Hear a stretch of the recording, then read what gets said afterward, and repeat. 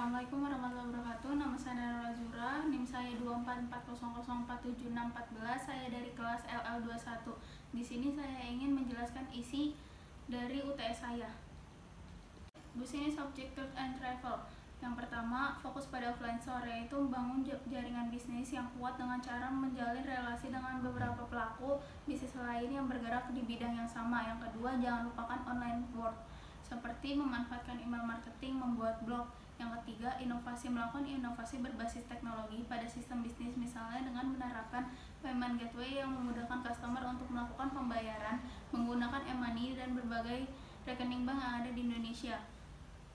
Apa itu NORA? NORA teknologi dapat mengambil informasi tentang seseorang dari berbagai sumber yang terpisah atau menggabungkan data dari berbagai sumber untuk mengungkapkan hubungan tersembunyi.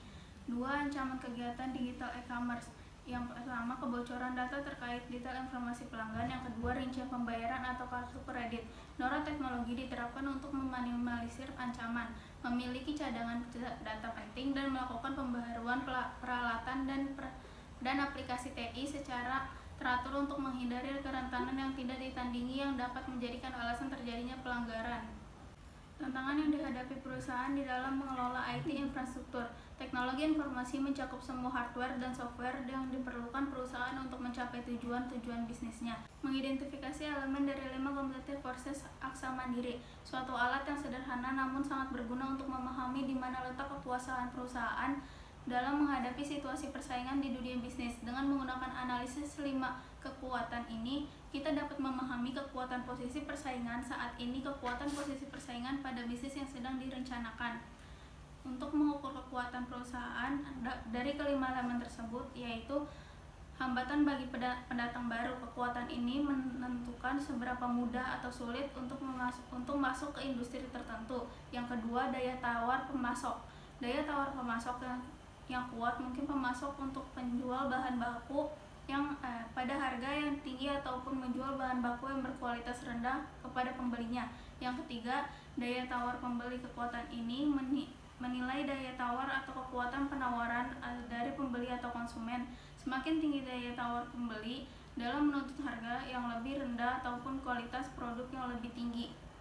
Yang keempat, hambatan bagi produk pengganti. Hambatan atau ancaman ini terjadi apabila pembeli atau konsumen mendapatkan produk pengganti yang lebih murah atau produk pengganti yang lebih berkualitas lebih baik dengan biaya penggalian yang rendah. Yang kelima, tingkat persaingan dengan kompetitor. Kekuatan ini adalah penentu utama. Perusahaan harus saling bersaing secara agresif untuk mendapatkan pangsa pasar yang lebih besar.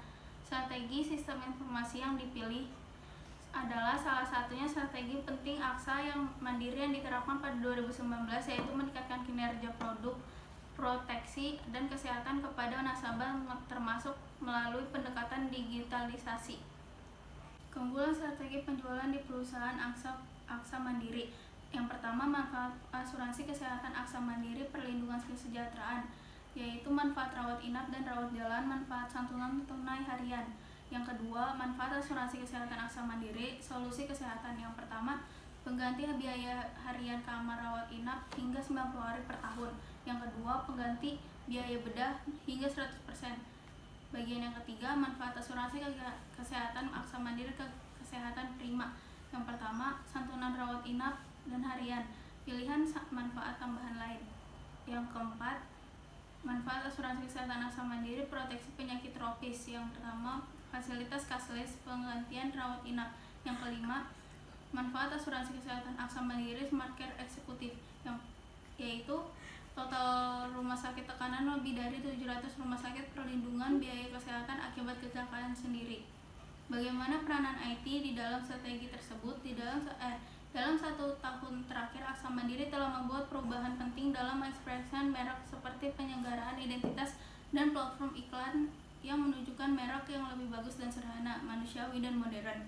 Secara global, kami secara terus-menerus telah menunjukkan aset pelanggan seperti penanda atau ciri kualitas layanan. Sekian dari saya, kurang lebih yang mohon maaf. Wassalamualaikum warahmatullahi wabarakatuh.